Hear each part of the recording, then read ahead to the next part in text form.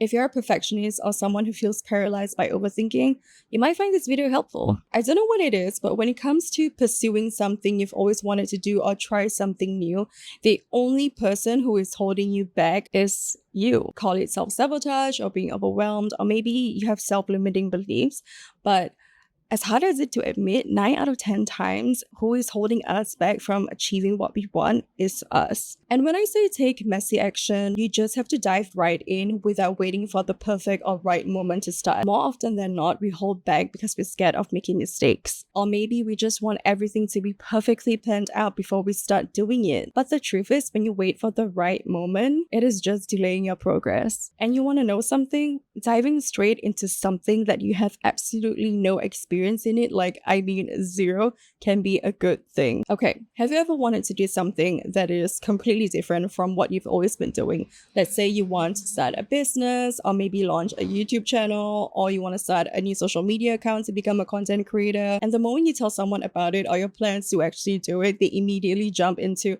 no, why would you do that? A business? I don't think it's for you. You don't even know any single thing about running a business. And you want to quit your job? That's too risky. It's pretty stupid. Oh, you want to be a content creator? Please, that is so cringy. What would other people think of you? Are you not scared to be made fun of? Okay, so whenever someone does that to you, whenever they had that sort of reaction when you tell them you want to do something, that is just their insecurities and fears being projected on you to keep you safe. And most of the time, if it's coming from a good place, they think that they're protecting you, but in fact, it's just preventing you from taking the first step. Okay, so I'll give you an example. So when I wanted to quit my job and possibly start something on my own, I don't know whether it is a business or I would jump into another company or I wanted to freelancing. Like I had no idea what I wanted to do, but I knew that I wanted to start something on my own and just basically quit the current job.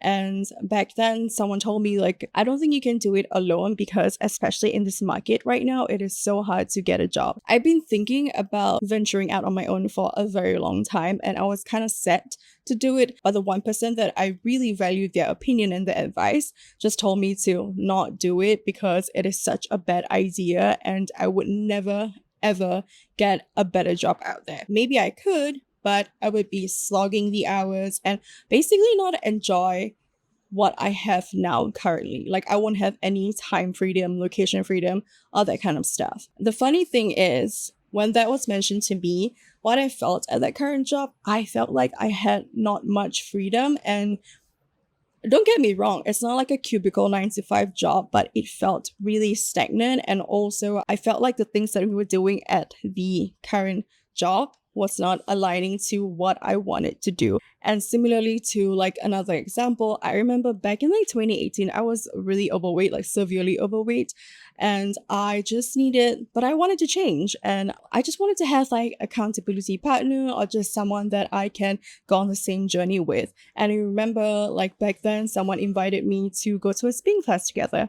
And I told one of my friends like, hey, I really wanted to try this new spin class. And back then spin was all the rage. Like everyone was going to different spin classes. And I've tried it before, but that was like 2 years ago. So I really wanted to try it again this time. And I thought, since someone invited me, I thought, you know what? Hey, at least I'm not going alone and I have someone that I know.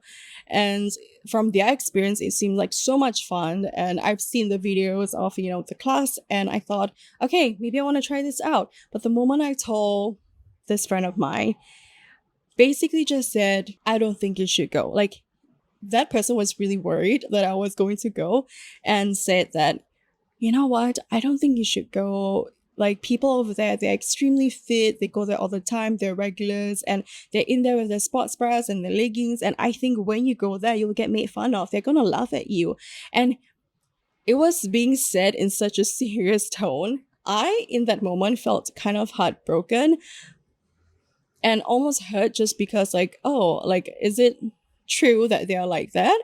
Or is it because you think that people are going to be embarrassed and make fun of me for my outlook, even though I'm there to have fun and also change my life in a sense because, I'm getting active, I'm moving because movement is medicine, right? That initially just kind of like gave that friction of like, okay, maybe I shouldn't. So that's also another thing. Like when you want to take messy action, be careful of who you're telling your goals to, or be careful of telling your plans to someone. Even though that someone is that you trust, you value their opinions, their advice, you respect them completely, but sometimes whatever they say is just not valid. I'm just gonna say it, okay? It's just one of those things where, let's say you want to build a restaurant and you want to seek advice, right? So you go to someone who's never been in the F&B business before, who's never remotely even opened a restaurant before, or has never run a business before, and you're asking advice from them. Like, it doesn't make sense. It's just like when you're trying to get rich and make more money, but you're seeking advice from someone who is broke. I don't think that's a smart move, right? Okay, look, maybe their advice is great and they're coming from a really good place. But how can you progress when you've never even tried? Of course, it's going to be uncomfortable when you take that first step. You're going to make lots of mistakes, but that's just how you grow as a person.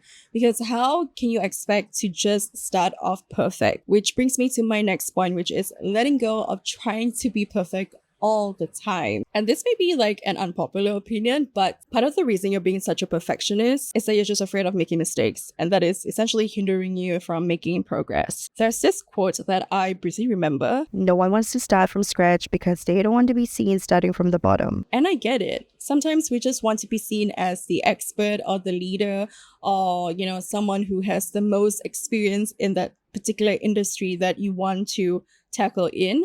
But how are you going to get there if you're just afraid of taking the first step? But you have to remember that everyone has to start somewhere. I mean, the easiest example that I can give you is think about the YouTubers that you look up to who are, in your opinion, famous and well-to-do and successful. Go back to the oldest videos, because if you look through the first few videos, it's not perfect. It's usually like filmed on a webcam, or the camera is slightly wonky, the visual isn't clear, when they speak it's kind of awkward, they stumble their words, they drag their words along. But even though their videos are not as great, they still keep on going, they still keep recording, keep editing, and keep posting, and they're consistent at it. And that brings me to this: the more you practice, the better that you get. It's just like going to the gym.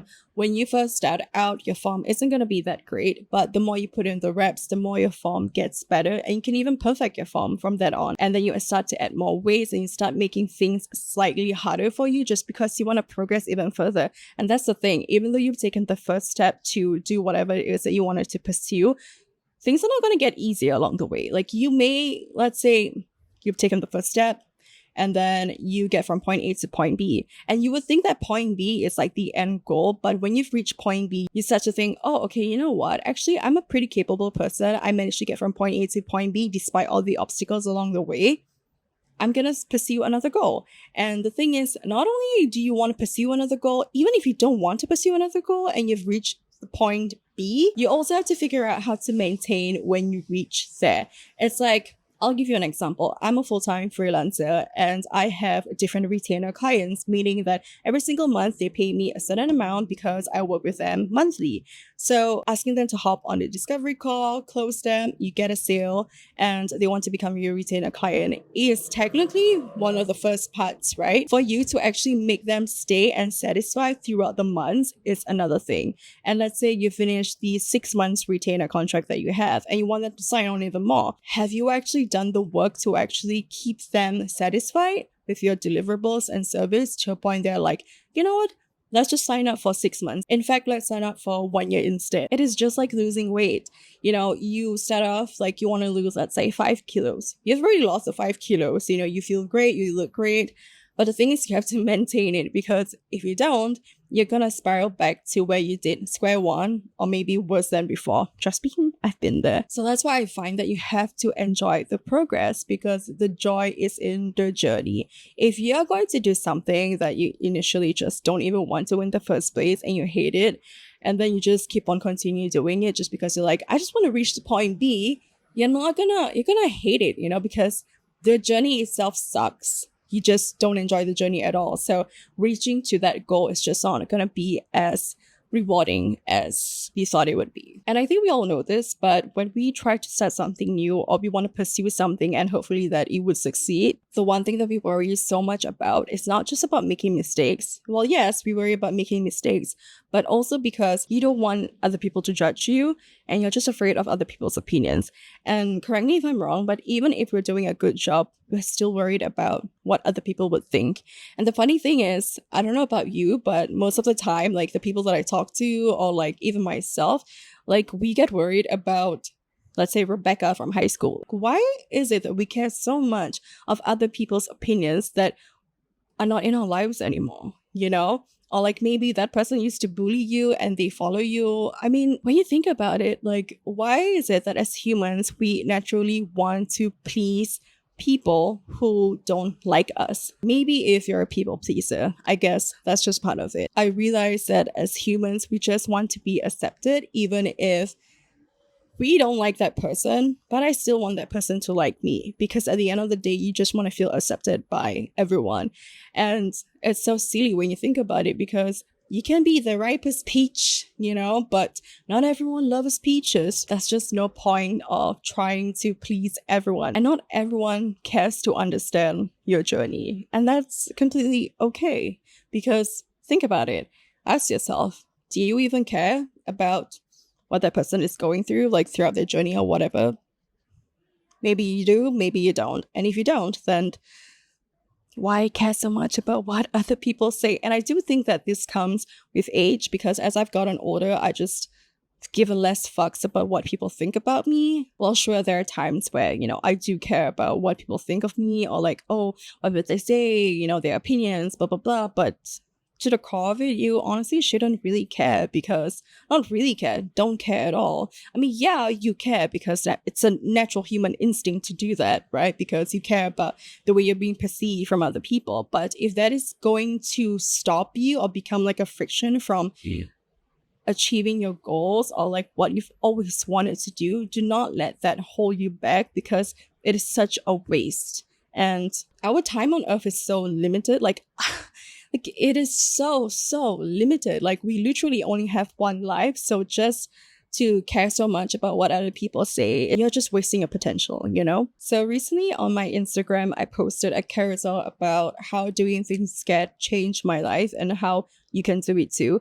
It's similar to the video that I'm making right now. When I do things scared, that's when I take messy action, because at the end of the day, taking messy action is better than not taking any action at all. When I wanted to pursue freelancing full time, I was like scared, like really scared, because of the uncertainty. You know, you are not secure, you're not stable financially, and I just feel lost at that point of time, even though I knew that I wanted to do this freelancing thing full time. And I was just sweating the small stuff, things that didn't really matter at that point of time. Like, should I set up an LLC? Do I need a website? Oh, I have to hire a web designer. I have to pay like thousands of dollars for them to do it. And all of those stuff that I keep thinking about, I used to get super overwhelmed that I just don't want to do it. I'm like, you know what? Let me just sleep on it and think about it.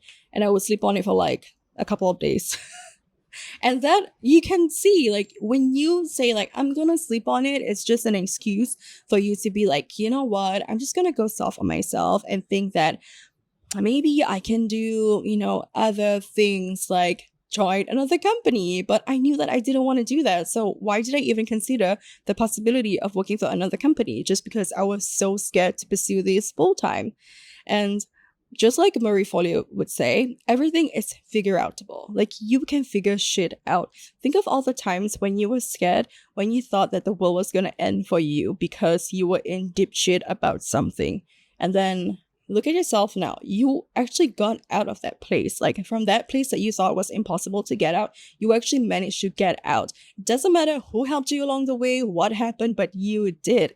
And this is just something that I firmly believe in, is that whether you have a belief or like any religious views, or you believe that there's a higher power, I believe that we are all being protected by something. You can call it God, I call it the universe. You know, there's like a higher power out there that is just protecting you from you going worse than the current situation that you are in. So back to my point, because I was sweating small stuff when I once started freelancing, I decided to take a step back, look at the bigger picture and look at the current situation that I am at now. Stop thinking about how big this can be, but think about how it is as it is right now. And when I think about it, I'm like, shit, I actually don't have any clients.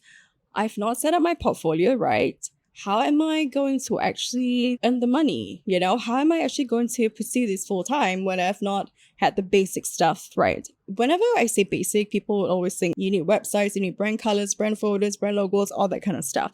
To me, that is the small stuff. You need to start thinking about what is the action that you have to take right now that is actually going to land you your first client. So for me, at that point of time, I was like, I did not know how to do cold outreach. So I started putting myself out there on freelancing websites like Fiverr, Upwork, Pangea. I even set up Twitter at one point and just started to connect with other people because at that point of time, I wanted to do UGC full time. But you know, things change. I'm not a UGC creator, although I do UGC sometimes, but I do content creation and social media management for clients.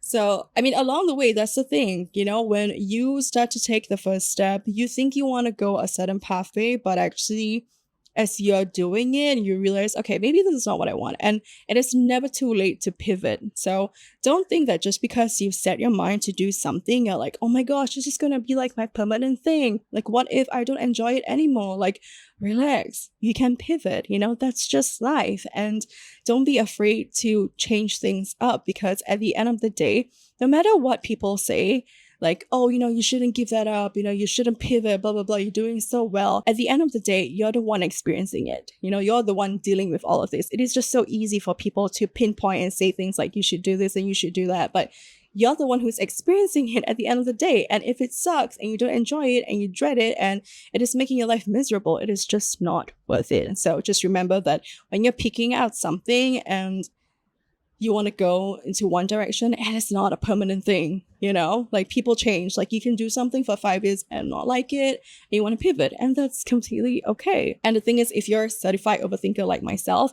when you think of all those things, you just end up not doing anything. So my advice is don't overthink and just start. I mean, just think about it. If you start now and it doesn't work out, you end up at the same place that you're at now. Or maybe even better, you end up with more experience just because you took that first step. So honestly, when you think about it, what is there to lose? So if this video resonated with you, I would really appreciate it if you click on the like or subscribe button for more content like this.